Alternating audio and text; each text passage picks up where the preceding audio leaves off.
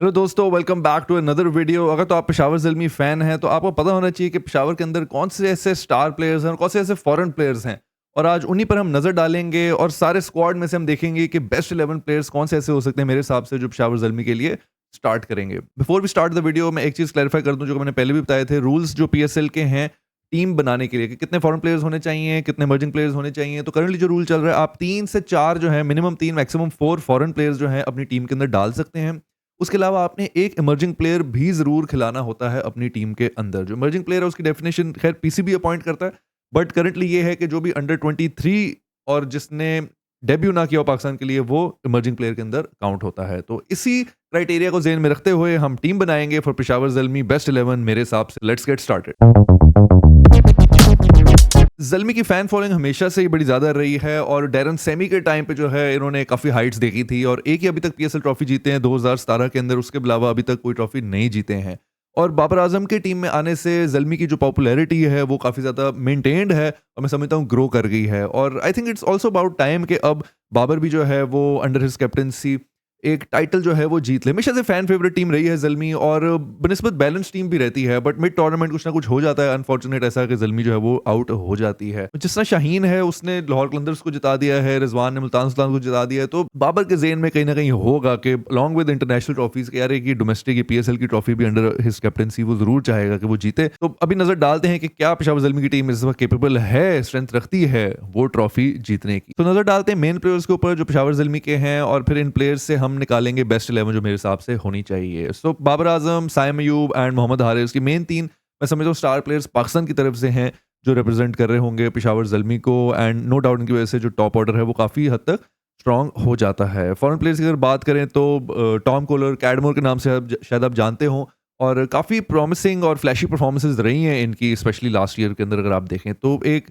अच्छे strike rate के साथ खेलते हैं। एंड देन अफगानिस्तान से नजीबुल्लाह ज़ादरान अगेन अच्छी हिटिंग की कैपेबिलिटी रखते हैं, down the order depth add कर सकते हैं। Miran Mumtaz with his bowling he is very good in his domestic.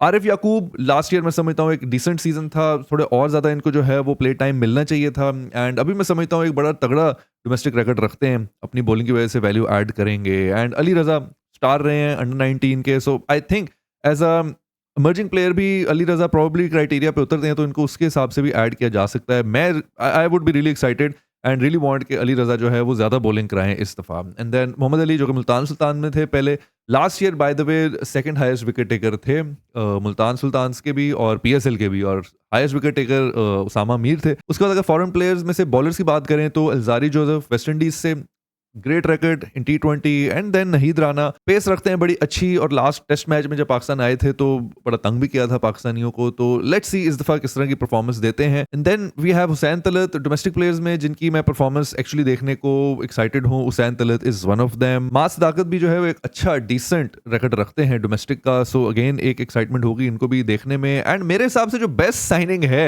Zalmi की दैट इज सुफियान मुकीम। क्या होगी बेस्ट स्टार्टिंग 11 पेशावर ज़ल्मी की from their squad? Let's find out. Open जो है वो इसमें कोई शक नहीं है कि साइम अयूब करेंगे। अभी नोटिस तो दे दिया है, ऑफिशियल पोस्ट भी आ गई है कि साइम अयूब जो है वो फिट है टू प्ले फॉर पीएसएल। लेकिन मेरे दिल में एक अभी भी डर है और मुझे ये कि यार अगर अभी भी कोई थोड़ा सा डाउट है तो पीएसएल में समय तो इतना इंपॉर्टेंट नहीं है। साइम अयूब की services for team Pakistan are more important. So I just really hope कि 200% साइम फिट हैं तो खेलने आ रहे हैं। अगर 100% भी फिट है मैं ये समझता हूँ कि ना आए, रिस्क ना लें। बट फॉर नाउ हम इसी बेसिस के ऊपर स्क्वाड बनाएंगे कि साइम जो है वो 200% फिट है और इंशाल्लाह कोई इशू नहीं होगा। और उसके बाद उनके साथ देंगे ओपनिंग में बाबर आजम। लास्ट ईयर भी इन दोनों ने ओपनिंग की थी पेशावर ज़ल्मी के लिए और मैं समझता हूँ कि एक अच्छा स्टैंड रहा है। और बाबर ने जो कॉन्फिडेंस दिया साइम को, मैं ये समझता हूँ लास्ट ईयर पीएसएल में उससे वो कॉन्फिडेंस जो है साइम का वो रिफ्लेक्ट किया जब वो नेशनल टीम के अंदर आए इवेंचुअली। तो that's a very good thing. और कुछ हद तक थोड़ा बहुत क्रेडिट मैं ऑब्वियसली बाबर को भी दूंगा जो उन्होंने हेल्प किया साइम को ग्रूम होने में अपने साथ। तो ये एक वो फैक्टर है जो एक सीनियर, एक बड़े प्लेयर का आपके इर्द गिर्द होने से होता है। सो साइम अयूब जो कि एक ऑलराउंडर के तौर पर भी खेलेंगे, तो आई थिंक ये ओपनर्स होंगे and this is the best possible option.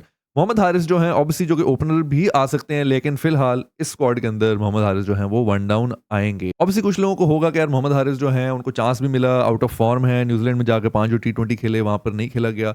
But then again मैं आप लोग बताता चलूँ कि ये पाकिस्तान की हाईवे पिचेस होंगी और यहाँ पर वो बैट्समैन जिनसे रन नहीं होते बाहर जाकर वो यहाँ पर रन करते हैं, मोहम्मद हारिस भी करेंगे। और मेरा ये एतराज़ है हमेशा से पीएसएल का, और पीएसएल के स्टैंडर्ड्स के ऊपर, बट बहरहाल ये वीडियो हम इसके ऊपर नहीं कर रहे हैं अभी डिस्कशन, अभी हम सिर्फ स्क्वाड पर करेंगे। तो मोहम्मद हारिस ऑब्वियसली मेरा ये मानना है कि परफॉर्म करेंगे, तो इसलिए कुछ लोगों को अगर लग रहा है कि इनको नहीं होना चाहिए स्क्वाड में, तो इनको होना चाहिए।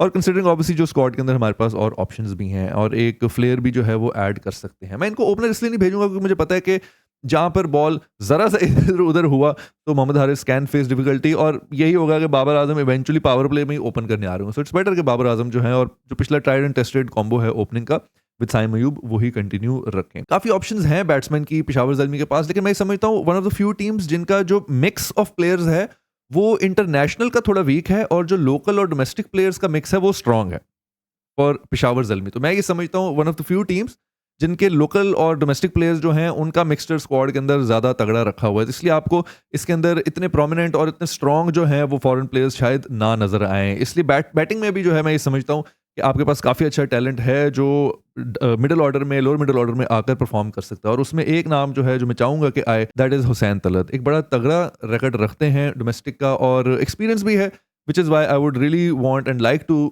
सी हिम प्लेइंग। उसके बाद एक और प्लेयर जो हैं जो आ सकते हैं, अच्छा हिट कर सकते हैं, पिछले साल भी मैंने बताया कि बड़ी फ्लैशी इनिंग खेली है, दैट इज़ कैडमोर, और एक अच्छे तगड़े स्ट्राइक रेट के साथ वैल्यू ऐड कर सकते हैं for Peshawar Zalmi batting squad. उसके बाद लोअर मिडिल ऑर्डर में और अगेन हिटिंग में थोड़ी एक्सप्लोसिवनेस ऐड करने के लिए डाउन द ऑर्डर अफगानिस्तान के नजीबुल्लाह ज़ादरान जो है वो आ सकते हैं, एंड आई थिंक एक अच्छे स्ट्राइक रेट के साथ इनके रिकॉर्ड्स रहे हैं हमेशा से, तो एक वैल्यू ऐड कर सकते हैं और एक अगेन लेफ्ट हैंड ऑप्शन मिल जाएगी पेशावर ज़ल्मी को इन देयर बैटिंग लाइनअप। और उसके बाद आएंगे अब्दुल समद। बहुत से लोगों को इतराज़ होगा स्पेशली न्यूजीलैंड का टूर देख के कि अब्दुल समद जो है वो कैपेबल नहीं है, बट डोमेस्टिक के अंदर अगेन लाइक आई सेड जो पिचेस पाकिस्तान में इधर यूज़ होनी है वहाँ पर अब्दुल समद चल जाएंगे। इवन जो नेशनल T20 कप हुआ था 50 ओवर्स वाला, उसके अंदर भी इन्होंने काफ़ी अच्छी परफॉर्मेंसेज दी थी, हिटिंग कैपेबिलिटी तो रखते हैं। तो obviously again considering the squad Abdul Samad will be here. Spinners की अगर बात करें इसमें कोई शक नहीं है, टॉप पिक स्पिन बॉलिंग के लिए सुफियान मुकीम होंगे, इन फॉर्म प्लेयर हैं और मैं वैसे तो समझता हूँ कि एक इमर्जिंग टैलेंट है पाकिस्तान के लिए और मैक्सिमम प्ले टाइम इनको मिलना चाहिए।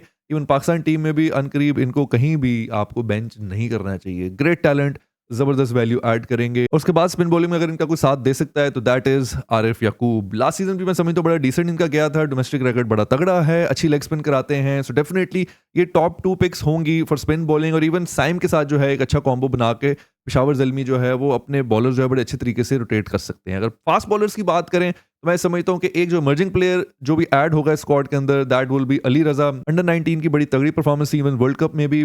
यहाँ पर जो पिचेस हैं ऑब्वियसली उस पर हमारे फास्ट बॉलर स्ट्रगल करते हैं, विच इज़ वाई शायद आप लोगों को लग रहा हो कि यार इतने अच्छे बॉलर नहीं है, बट ट्रस्ट मी बहुत ज़्यादा पोटेंशियल रखते हैं। And I think one of the few bowlers जो अनकरीब आपको पाकिस्तान की नेशनल साइड के अंदर भी नजर आएंगे।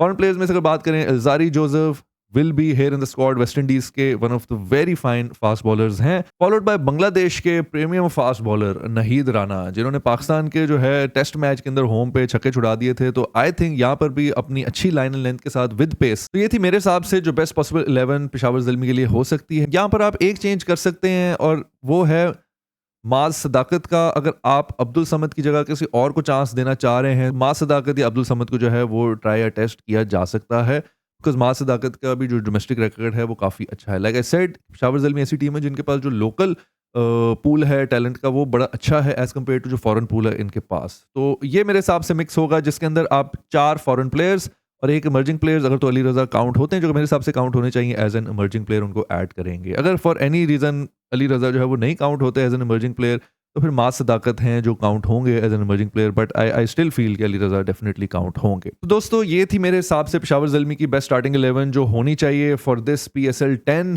Please let me know in the comments below आपको क्या लग रहा है कि यार ये स्क्वाड स्ट्रॉन्ग इनफ है या squad weak as compare to other team. हम ऑलरेडी लाहौर के ऊपर जो है वो वीडियो बना चुके हैं, लाहौर का स्क्वाड भी काफी बैलेंस है, ये स्क्वाड मुझे काफी बैलेंस लग रहा है। आपको शायद लग रहा हो कि यार कोई फॉरेन प्लेयर्स इतने स्टार स्टडेड या फ्लैशी नहीं है, बट एक्चुअली वो ओवरऑल PSL के अंदर ही उनकी क्वांटिटी काफ़ी कम है, विच इज़ वाई आपको लग रहा होगा। बट ओवरऑल अगर आप ऑन पेपर देखें और डोमेस्टिक के अगर आप प्लेयर्स के एक्चुअली स्टैट्स निकाल के देखें तो काफ़ी तगड़ा जो है ऑन पेपर ये टीम है। तो मुझे ऐसे लग रहा है कि Peshawar Zalmi is going to do really really really well in this tournament. But ये तो जब टूर्नामेंट स्टार्ट होगा तभी पता चलेगा। बहुत सी ऐसी टीम जो ऑन पेपर बड़ी स्ट्रॉन्ग लग रही होती हैं लेकिन जब टूर्नामेंट स्टार्ट होता है तो वीक हो जाती हैं, और बहुत सी ऐसी टीम्स जो अंडरडॉग्स लग रही होती हैं अक्सर वो जो है आउटशाइन कर जाती हैं, आउट परफॉर्म कर जाती हैं। So let's find out, interesting होगा। बट ये था मिक्स ऑफ स्टार प्लेयर जो पेशावर ज़ल्मी के पास हैं। Let me know the comments below अगर आपको चेंजेस करना चाह रहे हैं। I will see you guys in the next one. तब तक के लिए अल्लाह हाफ़िज़।